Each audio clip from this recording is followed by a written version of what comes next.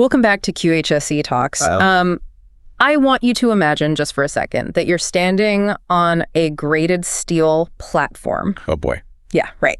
And you are like 300 feet in the air inside the nacelle of this massive offshore wind turbine. Sounds terrifying. It is. The structure is, it's swaying slightly in the ocean swells. The wind is just howling outside, spinning these blades that weigh tons. And, well, they span the length of a football field. Right.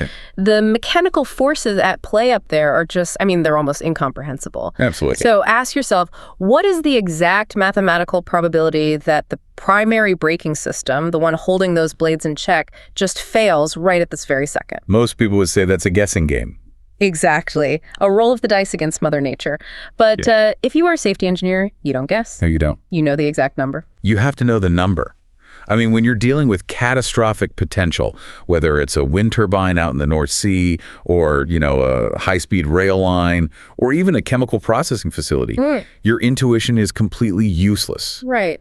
Human beings are actually terrible at intuitively grasping risk. We tend to overestimate spectacular, unlikely events. Like shark attacks. Exactly, yeah. And we completely ignore chronic, highly probable degradation.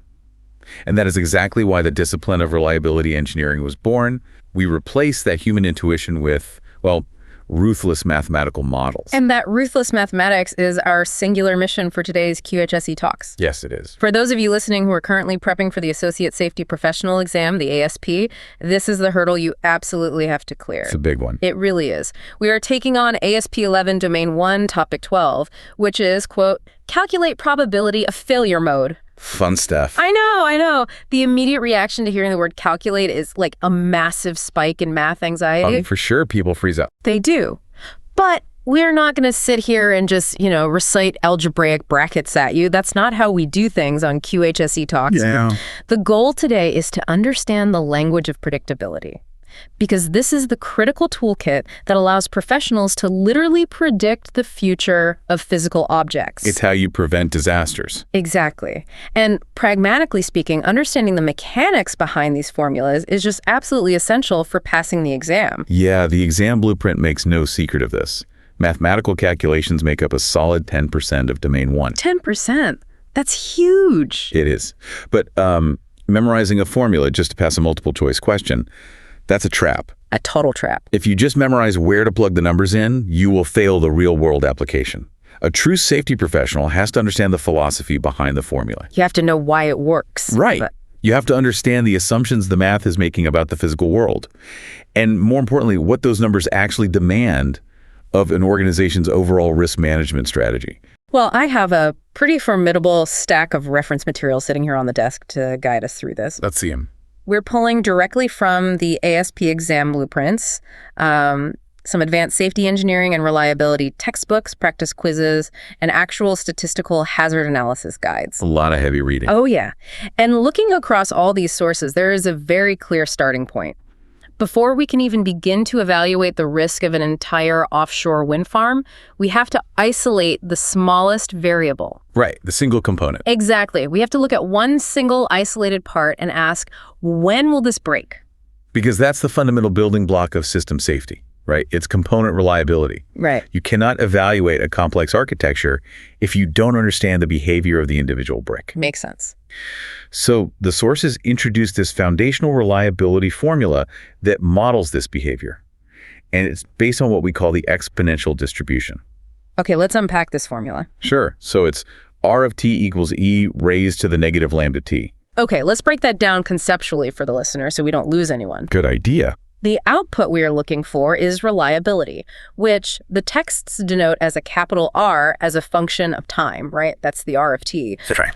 And this isn't reliability in the casual sense of like, oh, my old truck always starts in the cold. No, not at all. This is a strict probability, a percentage chance that a specific component will operate successfully without failing for a highly specific duration. And that duration is our time variable, the t in the equation. It's usually measured in hours or days or maybe operational cycles. Okay. But the real engine of this entire equation, the variable that dictates absolutely everything else, is the failure rate. Right, which is represented by the Greek letter lambda. Yes.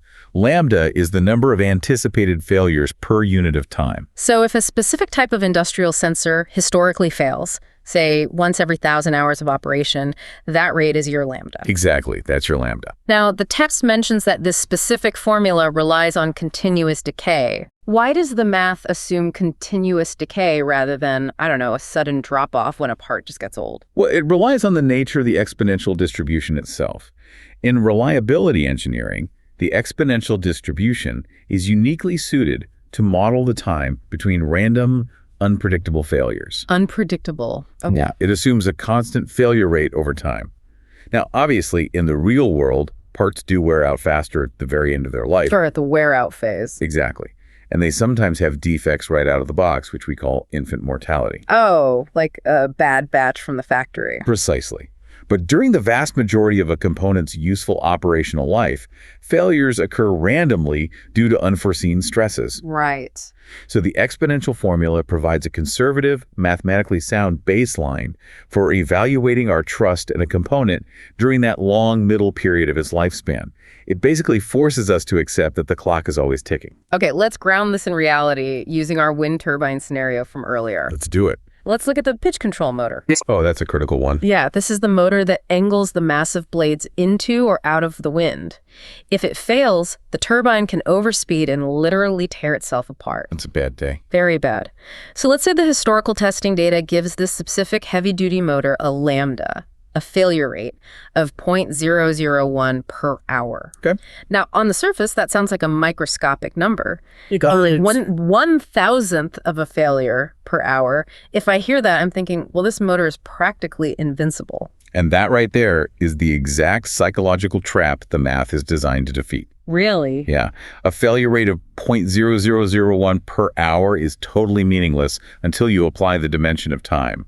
Oh, because a wind turbine doesn't operate for just 1 hour. Exactly. It operates continuously. If we want to assess the reliability of that pitch control motor over a standard maintenance cycle of, say, 10,000 hours, the math tells a terrifying story. Okay, I actually ran this calculation through the exponential formula earlier today. What did you get? So you multiply that tiny failure rate of 0.0001 by the 10,000 hours of operation.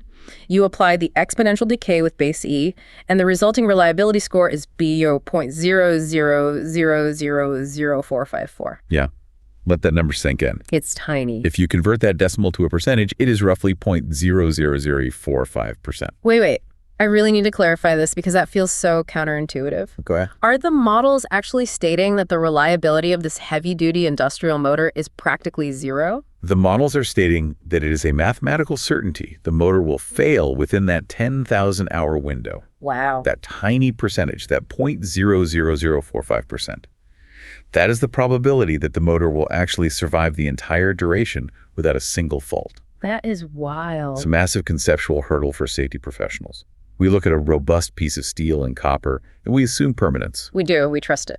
But the math demands we view it as a degrading asset. Compounded over a massive operational lifespan, the cumulative risk of failure becomes absolute. So the formula isn't just a way to score a part, it's a reality check. It proves that you cannot simply buy a quote-unquote good part, install it, and walk away for 5 years. No, definitely not. But what if we shorten the timeline? Like, what if we mandate a maintenance inspection every 1,000 hours instead of 10,000? Does that help? The calculation shifts dramatically. Okay. If you run that same failure rate of 0.001 over just 1,000 hours instead, the reliability jumps way up to about 36.8%. Okay, so a lot better. Which means the flip side of that, the probability of failure, is roughly 63.2%. Yes. The sources denote probability of failure as a separate metric, basically finding the inverse of the reliability rate. That's great. It's often written as P sub F. Right, because a component in this model either succeeds or fails, so the two probabilities have to equal 100% or 1.0. Exactly.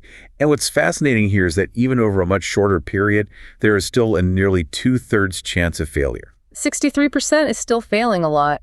It is. And this is exactly why Lambda must be scrutinized relentlessly during the design phase. A safety engineer looking at a 63% failure probability for a critical turbine component will immediately reject that design. So this changes the entire dynamic of procurement then. Oh, entirely. You aren't just looking at a catalog and hoping a part holds up. You are mathematically dictating the required engineering standards. Yes. If the design demands that the probability of failure must be less than 1% between 5,000-hour service cycles, you work the exponential formula backward. You give the manufacturer the requirements. Right. You tell the manufacturer, hey, I need a motor with a lambda significantly lower than 0.001, or your design is rejected. You dictate the physics to the mathematics. But the reality of modern engineering is that no component operates in a vacuum. Right, they're all connected. A wind turbine motor is connected to a power inverter, which is connected to a cooling system, which is connected to a digital controller. Which brings us to the next massive conceptual leap in the sources, scaling up. Yes. System reliability. Because once we know the failure rate of the individual brick, what happens when we start building the house? Everything changes. The mathematics change entirely based on the architecture of how those components interact. Yeah. We are moving into series versus parallel systems. And I'd argue the distinction between series and parallel architecture is the most critical concept in systems reliability. Let's start with the architecture that keeps engineers awake at night then. The series system. Oh yeah, the series system. I look at series systems as the ultimate weakest link scenario. That's a perfect way to put it. The sources define a series system as an arrangement where the entire system's functionality depends entirely on every single component working perfectly. Right. If one part fails, the whole machine stops. Like those old holiday string lights. Oh yes, one bulb goes out, the whole tree goes dark. Exactly. And the mathematical implication of a series system is just brutal. It really is. To find the overall reliability of a series system, you have to multiply the individual reliability scores of every component together. Because reliability is always expressed as a decimal between 0 and 1, representing a percentage, every time you multiply, the resulting number gets smaller. It's basically a mathematical visualization of a biological chain reaction. It is. Let's pull a specific example from the textbooks to illustrate how fast this degradation actually happens. Sure. Imagine a subsystem in our turbine with 6 critical components wired in series, and the manufacturers have provided phenomenal individual reliability scores for these parts. Top-of-the-line parts. Right. We're talking 0.99, 0.98, 0.98, 0.97, 0.97, and 0.98. Beautiful numbers. If someone hands you a part and says it is 99% reliable, you feel incredible about putting that into service. Viewed in isolation, a 99% reliability score is stellar. But watch what happens to the architecture. Okay. When you multiply those 6 numbers together, so 0.99 times 0.98 times 0.98, and so on. The overall system reliability drops to 0.88. Exactly. You took 6 nearly perfect components, put them in a line, and created a system with a 12% probability of failure. Because 1 minus 0.88 is 0.12. Right. All right. If you tell a boardroom that your multi-million-dollar offshore turbine has a 12% chance of catastrophic failure just because of how you wired 6 highly reliable parts together, you are going to lose your job. Oh, they'd walk you right out of the building. Yeah. It is entirely unacceptable for critical safety. And that is the horror of linear dependency. The more complexity you add to a series system, the less reliable it becomes, regardless of the quality of the individual parts. Right. If you have 100 components in series, even if every single one is 99.9% reliable, your system is virtually guaranteed to fail eventually. I am looking at these formulas and it just feels like we are engineering our way into a corner. It does feel that way. We can't build advanced technology without adding complexity in parts. So how do we escape the physics of series degradation? We escape it by changing the structural paradigm entirely. We introduce parallel systems. Parallel system. This is the mathematical implementation of redundancy. In a parallel architecture, components are arranged so that if one fails, an alternate component immediately assumes the load. So there's a backup. Yeah, exactly. The system continues to function as long as at least one of the parallel paths remains viable. And the textbooks show how the math for a parallel system completely inverts. It does. Instead of multiplying the reliabilities together and watching the number shrink down to nothing, you calculate the system by looking at the probabilities of failure. Right. You multiply the failure probabilities of each individual part together and then subtract that total from 1. And the mechanism here is really profound. When you multiply small decimals together, like these failure probabilities, the number shrinks dramatically. Okay. You are mathematically asking the equation, what is the chance that component A fails, and D component B fails, and D component C fails, all at the exact same time? And that's highly unlikely. Let's run those exact same 6 components through the parallel formula just to see it in action. Okay, let's do it. The parts with reliabilities of 0.99, 0.98, 0.97. First, we find their failure probabilities by subtracting from 1. Which gives us tiny decimals. Right, 0.01, 0.02, 0.03. Now, multiply those failure probabilities together. Okay, 0.01 times 0.02 times 0 times 0.03 times 0.03 times 0.02. I did this earlier, and the calculator literally spits out a number so small it almost requires scientific notation. What is it? It's 0.00000000004. Wow. And that microscopic number is the probability that all 6 parallel components will fail simultaneously. Right. And then, to find the system reliability, you subtract that number from 1. Which gives you 0.99999999996. Here's where it gets really interesting. Yeah. By simply taking the exact same physical parts and rearranging their architecture from a linear series to a redundant parallel layout,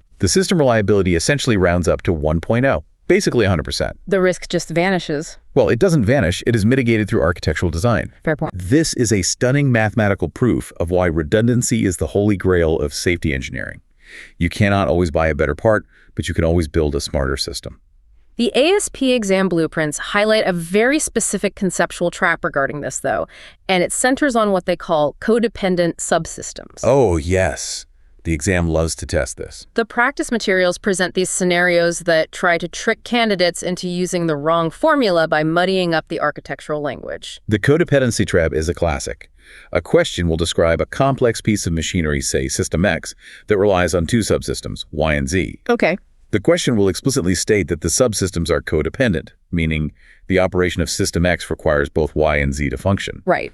It will then provide the tiny failure rates for Y and Z, say lambda Y is 0.00001 and lambda Z is 0.001, and ask for the overall probability of failure. And the instinct for a lot of candidates seeing 2 complex subsystems side by side is to dive straight into the parallel redundancy formulas we just discussed. Because they see multiple systems and assume redundancy. Exactly. But the word codependent dictates the physics here. If the main system requires both subsystems to operate, it doesn't matter if they are physically sitting side by side. Structurally, they are acting as a series system. Ah. The failure of one guarantees the failure of the whole. And the mathematical shortcut the textbooks provide for codependent series systems is beautifully simple. It is. Because failure occurs if either subsystem fails, and the individual failure rates are typically very small. You simply add the failure rates together. That's it. So if subsystem Y has a failure rate of 0.00001 and subsystem Z has a rate of 0.0001, you just add them to get an overall system failure probability of 0.001. If we connect this to the bigger picture, it rewards the professional who truly understands the physical architecture over the professional who just memorized a complex formula. Absolutely. Every time you have a codependent relationship, you are mathematically forced to add risk. It demonstrates exactly why engineers fight tooth and nail for redundancy budgets. Parallel architecture is the only mathematical way we have to combat the cumulative risk of series connections. Okay, so we've optimized our single components, we've calculated the continuous decay, we've avoided series bottlenecks wherever possible, and built redundant parallel systems. We've done everything right. We have engineered this offshore wind turbine to be as mathematically perfect as possible, but failures still happen. Always. History is full of mathematically perfect systems that ended in catastrophic disaster. Unfortunately true. When a massive multivariable system does fail, how do we untangle the web of cause and effect? To do that, the textbooks shift our perspective entirely. Yeah. We stop looking at the components and we start looking at the disaster itself. Okay. We employ a top-down deductive methodology known as fault tree analysis, or FTA. Fault tree analysis. Yeah. And it's visually striking in the textbooks. You literally draw a logic tree. Yeah, you map it out. Yeah. You take the worst case scenario, the top event, and place it at the very top of the page. So in our scenario, the top event is a catastrophic nacelle fire that destroys the entire wind turbine. Right. From that fiery peak, you branch downward, asking what immediate events could have caused this, and you just keep branching down until you reach the basic events, which are the root mechanical or human failures. But the real power of the fault tree isn't just the visual mapping. It's the strict Boolean logic gates that connect those branches. Boolean logic. Yes. These gates define the exact relationship between the contributing events, and they completely dictate the resulting mathematical probability of the disaster. The two primary gates you absolutely must master for the ASP exam are OR gates and AD gates. Let's dissect the OR gate first, because it seems to be the most dangerous pathway in reliability engineering. It is. An OR gate signifies that the event above it will occur if event A or event B occurs. Either condition is entirely sufficient on its own to trigger the failure. So, relating it to our turbine fire, the fire will start if there is a massive electrical short circuit in the generator, or R, if a lightning strike bypasses the grounding array. Right. You don't need both. Either one will burn the turbine down. Exactly. From a mathematical and diagnostic standpoint, branches linked by OR gates represent high probability vulnerabilities. You are essentially aggregating the risks. Because there's more ways for it to happen. Exactly. If there are 5 different independent ways a machine can fail, and any single one of them will cause a total system loss, your aggregate risk is significantly higher than if there were only one pathway to failure. Okay, now contrast that vulnerability with the A&D gate, because this seems to be the architectural goal of safety design. Yes, the A&D gate is what we want. An A&D gate dictates that the event above it will only occur if event A and event B happen simultaneously. Okay. The system demands multiple failures before it will collapse. Going back to our turbine again, the primary braking system will only fail if the hydraulic pressure line ruptures A&D. The mechanical backup caliper shatters at the exact same moment. Yes. And the probability mathematics behind an A&D gate are incredibly forgiving. Why is that? Because you are requiring 2 specific, independent, low probability events to occur at the exact same time, the overall probability of the resulting failure drops precipitously. Right. It is exponentially less likely for 2 independent systems to fail simultaneously than for either to fail on its own. The textbooks provide a really robust example of how these logic gates translate into pure algebra, and it's a scenario that routinely appears on the exam. Let's hear it. It asks you to calculate the probability of a system failure, let's call it event D, based on a combination of A&D and OR logic. Okay, let's explore the conceptual mechanics of that calculation, because just reading brackets of algebra out loud is a terrible way to understand the physical reality. Very true. Okay, the scenario establishes that event D will occur if a specific combination of prior events happens. Let's say event D happens if event A and event B happen together, or if event A and event C happen together. Okay, let's translate that logic into probability. The rule of thumb is, whenever you see an A&D gate, the mathematical operation is multiplication. Got it. You take the probability of the first event and multiply it by the probability of the second. As we discussed with parallel systems earlier, multiplying decimals results in a smaller number, reflecting the lower likelihood of simultaneous events. So using the textbook numbers, let's say probabilities of A, B, and C are 0.1, 0.01, and 0.005. Perfect. So you calculate the tiny probability of A and B happening together. That's 0.1 times 0.01, which is 0.001. Right. Then you separately calculate the tiny probability of A and C happening together. That's 0.1 times 0.005, giving us 0.0005. Correct. But the overarching logic connecting these two scenarios is an OR gate. The disaster happens if the first pair fails, or R, the second pair fails. And in probability logic, an OR gate translates to addition. Okay. You take the probability of the first scenario and add it to the probability in the second scenario. Your risk is increasing because there are multiple avenues for the disaster to occur. So we add 0.001 and 0.000005, giving us 0.00015. But wait. Right. The texts are extremely specific about a critical mathematical correction that must happen right here. Yes, they are. You can't just add the two scenarios together and call it a day. You have to subtract a microscopic number from that total. You do. Why? I feel like this is where candidates just memorize the rule without understanding the physics. Why are we subtracting anything when evaluating an OR gate? It comes down to the statistical rule of independent events. And honestly, the easiest way to conceptualize it is by picturing a Venn diagram. Okay, I'm picturing it. Imagine a circle representing the probability that the A and B scenario happens. Got it. Now imagine a second circle representing the probability that the A and C scenario happens. Okay. Because both of those scenarios share a common trigger event, A. Those two circles overlap in the middle. If you simply add the total area of the first circle to the total area of the second circle, you are mathematically counting that overlapping middle section twice. Yes, it's shared. Exactly. You are overstating the risk by double charging for the scenario where A, B, and C all happen at the exact same time. That is a brilliant way to visualize it.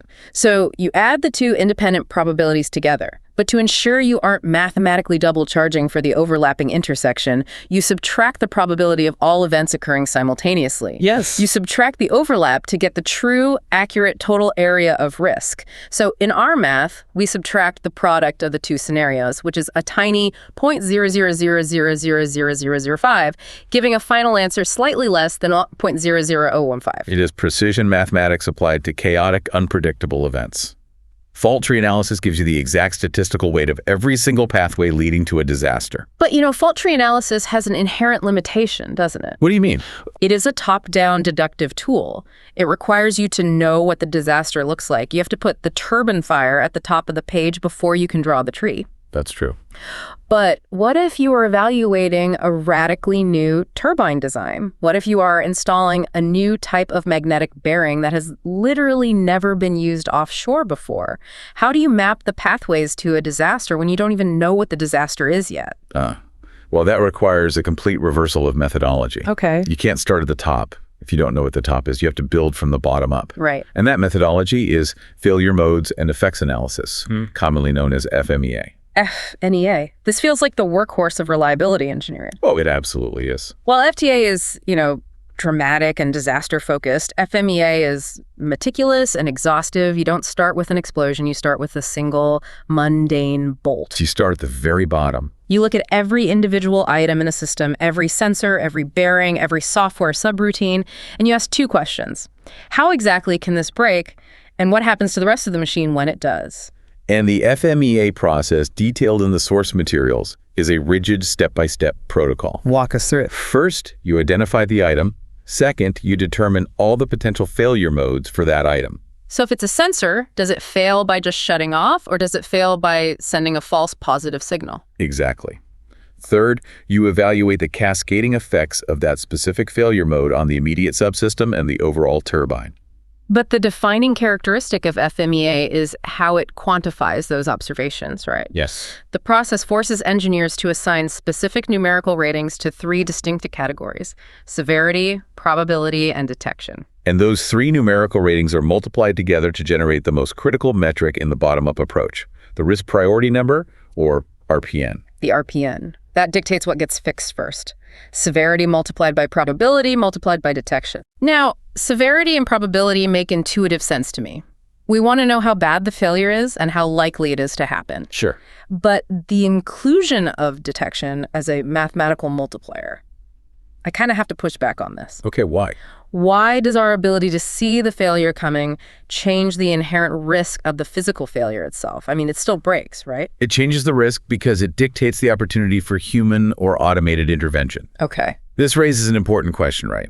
And I think the detectability multiplier is arguably the most brilliant nuance of the entire FMEA process. To understand it, let's compare two hypothetical failure modes on our offshore turbine. Let's hear them. Okay, failure mode A involves the main generator cooling fan. Let's say it has a high probability of failing due to salt corrosion out on the ocean, and the severity is high because it will cause the generator to overheat and completely shut down. Sounds bad. But whenever that fan starts to fail, it vibrates violently. Yeah. And the vibration sensors pick it up instantly and send a loud alarm to the control room literally weeks before the fan actually stops. So the detection is incredibly easy. Exactly. In FMEA scoring, a high probability of detection actually results in a low numerical score for that category. Wait, a low score? Yeah, because you can see it coming. It acts as a fractional multiplier, significantly lowering the overall risk priority number. The system acknowledges that while the failure is bad, the hazard is mitigated by visibility. Okay, I follow that. What is failure mode B? Failure mode B is a microfissure forming inside the sealed pressurized hydraulic accumulator that controls the brakes. Oh, boy. The probability of this happening is moderate, and the severity is catastrophic. Yeah. But here's the catch. You cannot see the microfissure. You cannot hear it. It's totally hidden. Right. It requires draining the fluid and using specialized ultrasonic equipment to find it, which is only done during a major overhaul maybe every 5 years. So it is an invisible threat. It is highly undetectable. Therefore, The FMEA process assigns it a very high numerical score for detection. Okay, I see where this is going. When you multiply the severity, the probability, and that massive detection score together, the RPN for the invisible microfissure rockets pass the RPN for the easily detectable cooling fan. Wait, so you are telling me that a failure we know is highly likely to happen can actually score lower on the risk matrix than a failure that might happen purely because of how well we can monitor it? Precisely. Lack of detectability acts as a massive mathematical multiplier for danger. That is fascinating. The FMEA formula philosophically forces engineers to respect the invisible threat. It prevents human bias from focusing only on the loud, obvious problems, while completely ignoring the silent, creeping failures that actually cause catastrophic disasters. That completely shifts FMEA from being just like a massive spreadsheet of technical complaints into a highly targeted diagnostic weapon. It really does. And the final step of the FMEA process, outlined in the sources, actually mandates action. Script 6. Right. Once you have calculated the RPN for every single component, you sort them from highest to lowest. And the methodology demands that you must implement engineering controls or design changes to mitigate the items with the highest RPNs. You cannot simply calculate the risk, shrug, and file the paperwork. You have to act on the data. But acting on data requires resources. Lots of them. It requires engineering time, operational downtime, and massive amounts of capital. Which brings us to the final hurdle in the life of a safety professional. You have mastered the exponential distribution. You've built parallel redundant architectures. You have mapped the disasters with fault trees and hunted the invisible threats with FMEA. You've done the math. Now, you have to take all of these highly technical probabilities and walk into a corporate boardroom. The ultimate boss fight. Yeah. As an associate safety professional, you do not do math in a vacuum. You operate within a business. And executives do not speak in lambdas and Boolean logic gates. No, they don't. They speak in capital allocation and operational risk. You have to translate the physics into a language the organization can use to prioritize budgets. The sources outline the corporate translation of risk, starting with the most universal definition found on nearly every industrial risk matrix in the world. Which is? Risk equals probability multiplied by severity, or probability times consequences. Right. And it is a deliberate oversimplification of the complex models we just discussed. A standard risk matrix uses a scale, often 1 to 5. Okay. If your FMEA data translates to a probability rating of 4 and a severity rating of 3, your corporate risk level is 12. Management looks at a 12 and decides if that falls into the green, yellow, or red zone of their corporate risk tolerance. But the advanced hazard analysis guides we are referencing today go a step further. They introduce an expanded formula called the risk assessment factor. Yes. This formula is consequence multiplied by exposure multiplied by probability. The addition of the exposure variable is critical for organizational resource management. Why is that? Well, you might have a failure mode with a severe consequence and a high probability. But if a technician is only exposed to that specific hazard for 5 minutes, once a year during an annual inspection, the overall organizational risk is mathematically much lower than a moderate hazard that 50 workers are exposed to for 8 hours every single day. Exposure contextualizes the raw probability. Exactly. And to ensure that this risk assessment factor is mathematically consistent across a massive corporation, so that the wind turbine division is assessing risk the exact same way as the solar panel division. Organizations use quantified frameworks like Fine's decision process. Fine's process is a method for assigning highly specific point values to subjective observations. It basically removes the emotional debate from risk assessment. Let's look at how exponential the point weighting is in Fine's process, because I find this fascinating. It's very intentional. For consequences, it doesn't just use a 1 to 5 scale. It assigns 100 points for a catastrophe, meaning numerous fatalities or major structural collapse. Okay. But that scales down drastically to 50 points for multiple injuries, 15 points for a single fatality, all the way down to 1 point for a minor scratch. The exponential gap between 1 point and 100 points ensures that catastrophic consequences mathematically dominate the risk equation, even if their probability is very low. And for exposure, it assigns 10 points if the exposure is continuous, scaling down to 0.5 points if it only happens remotely or annually. Right. And then for probability, it gives 10 points if an event is certain to happen and drops down to 0.03 points if it is almost impossible. By multiplying these weighted points together, you generate a risk assessment score that can confidently be compared against any other hazard anywhere in the company.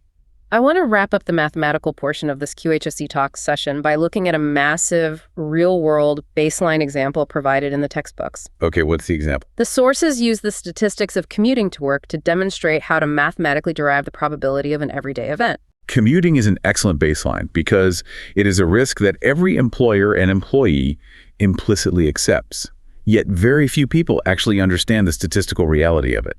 The text provides these national statistics. In the United States, there are approximately 29.8 million automobile accidents every single year. Wow. And the total distance traveled by all vehicles is 1.511 trillion miles per year.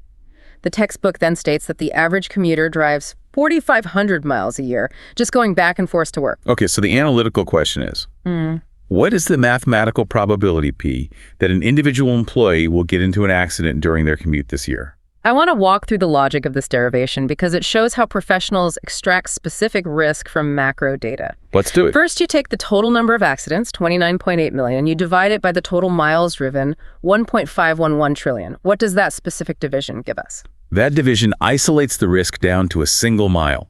It gives you the microscopic probability of an accident occurring during any one specific mile of driving. Okay, so then you take that per mile probability and multiply it by the specific exposure of our commuter, which is 4,500 miles. Right. The textbook completes the derivation and states that the probability P equals 0.089 accidents per person per year. So what does this all mean? If you invert that decimal, 0.089 accidents per year roughly translates to 1 accident every 11 years for every single commuter. 1 accident every 11 years. When you hear it quantified like that, it just strips away the psychological illusion of safety we all have when we get behind the wheel. It really does. The math doesn't care if you think you are a good driver. The aggregate data says you will crash every decade. But why does a safety professional need to calculate the exact statistical probability of an employee crashing their car on a Tuesday morning?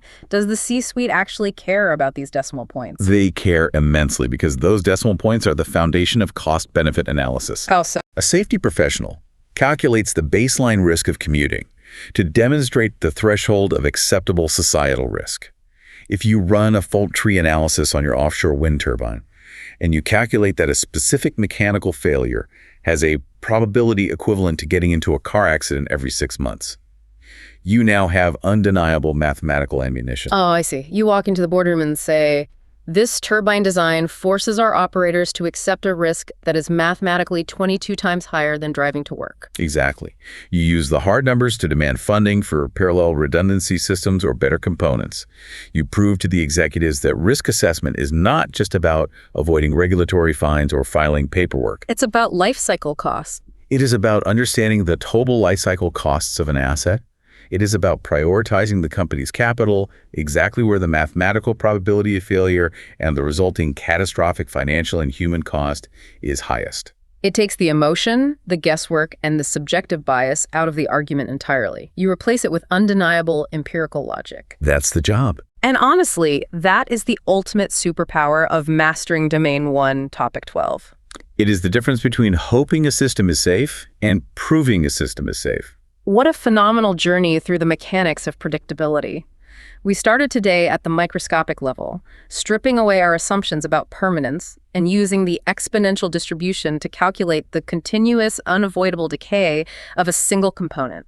We then explored how architecture dictates fate, mathematically proving how series systems act as bottlenecks that compound risk, and how parallel systems harness redundancy to practically eliminate it. We climbed to the top of the fault tree using Boolean logic to untangle the overlapping intersections of independent failure. And we subtracted that overlap. We sure did. Then we reversed our approach, building from the bottom up with FMEA, discovering how the inability to detect a creeping failure acts as a massive multiplier for danger.